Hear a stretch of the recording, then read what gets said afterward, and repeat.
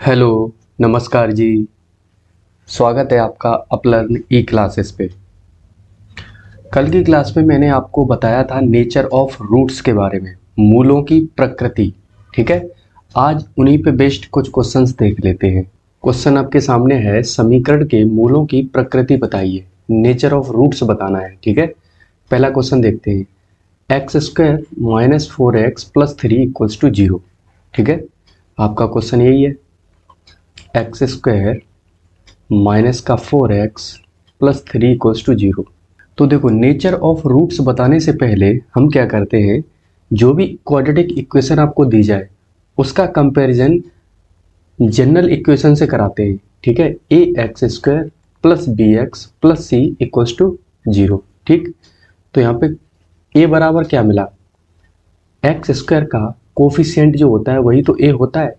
यहाँ पे x square का कोफिशिएंट क्या है, कुछ नहीं। जब कुछ नहीं होता है तो 1 माना जाता है। ठीक, तो ए की वैल्यू 1 है। और बी आपका क्या आया, देखो एक्स का कोफिशिएंट क्या है बी, यहाँ पे कितना है 4। 4 लेना है लेकिन विद साइन के, ठीक है ना, माइनस का 4। ठीक, और सी की वैल्यू कितनी है, वो आपकी 3 है। यहाँ तक बात क्लियर है। ठीक है, अब देखो, नेचर ऑफ रूट्स बताने के लिए आपको सबसे पहले क्या चाहिए होता है, डिस्क्रिमिनेंट, डी की वैल्यू।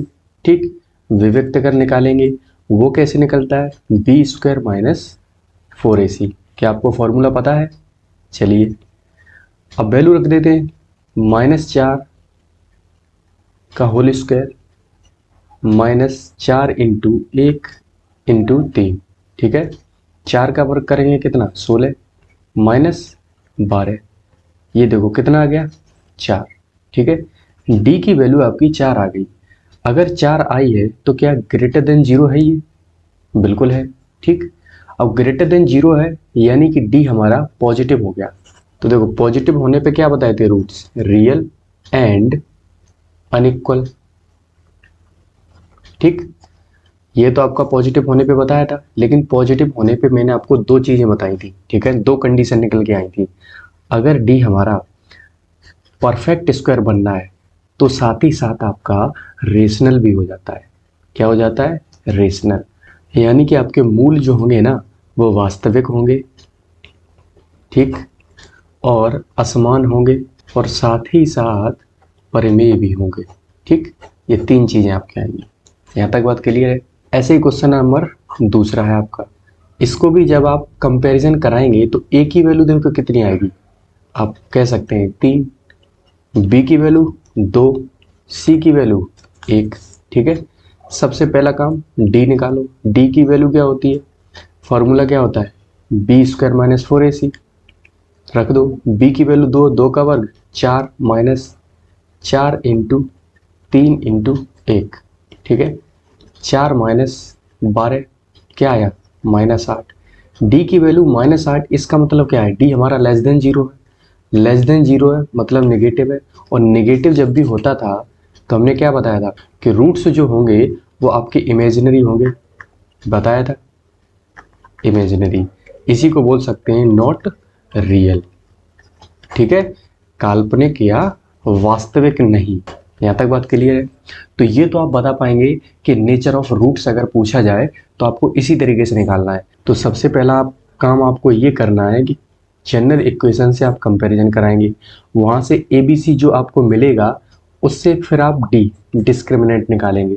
ठीक है, डी जैसे ही आपको पता चल जाएगा तो आप 3 कंडीशन बनेंगी, एक जब ग्रेटर देन 0 होता है, दूसरा लेस देन 0 हो, तीसरा बराबर 0 हो। ठीक है ना, अगर बराबर 0 आ जाए तो रूट्स कैसे होते हैं, रियल एंड इक्वल। यहाँ तक बात क्लियर है।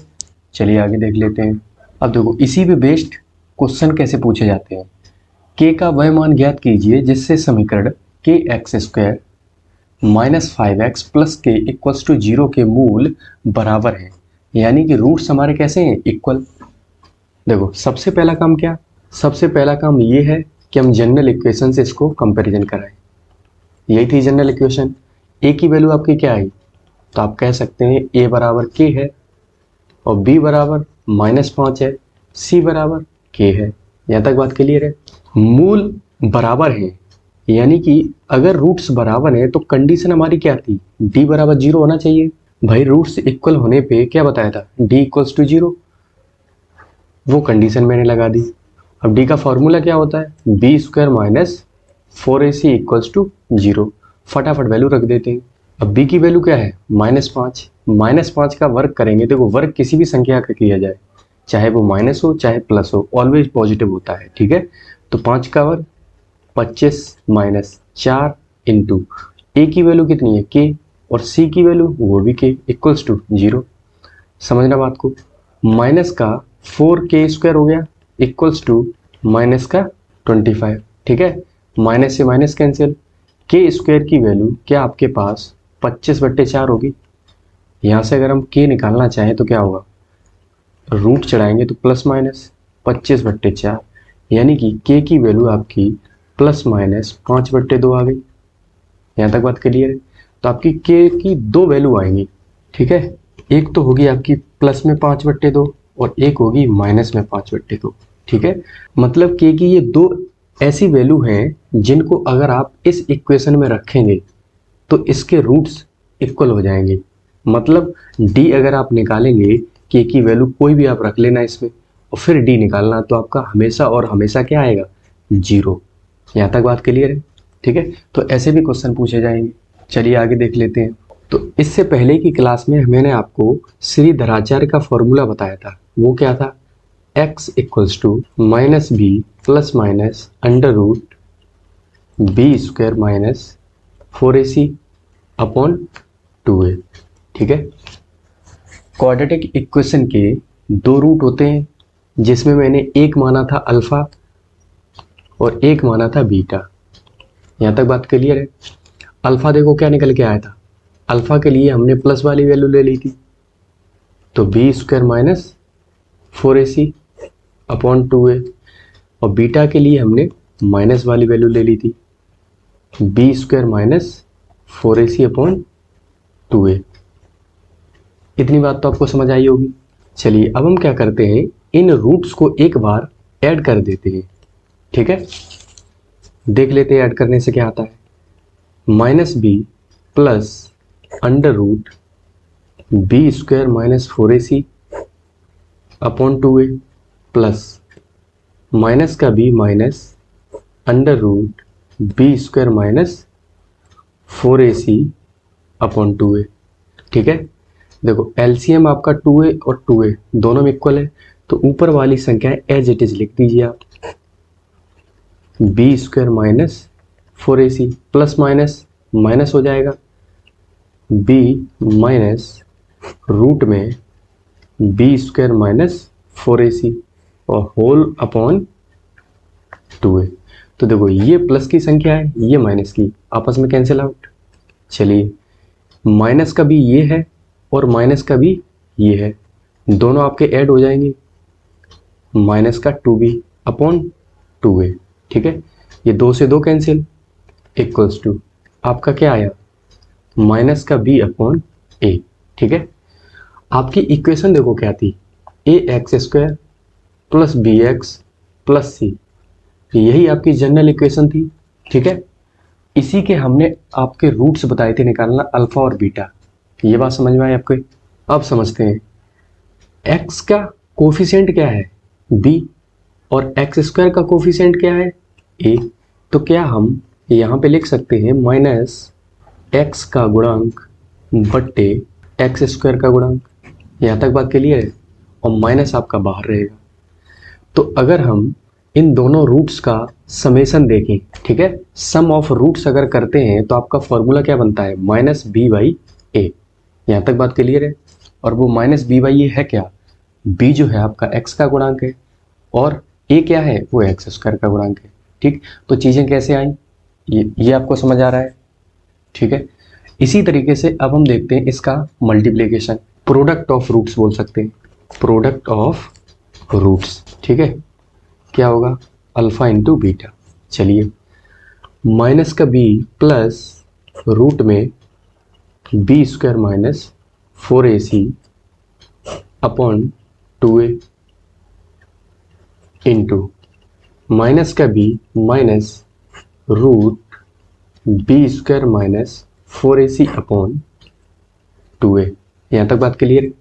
चलिए इस माइनस बी को एक कोष्टक में डालते हैं और दूसरे में डाल देते हैं इसको रूट में जो बी स्क्वायर माइनस 4ac है। ठीक है, ध्यान से देखना, इस माइनस बी को हमने माना कि ये a है। ठीक, ये क्या है, a है। और इस बी स्क्वायर माइनस 4ac पूरा रूट में जो है इसको हम b मानते हैं।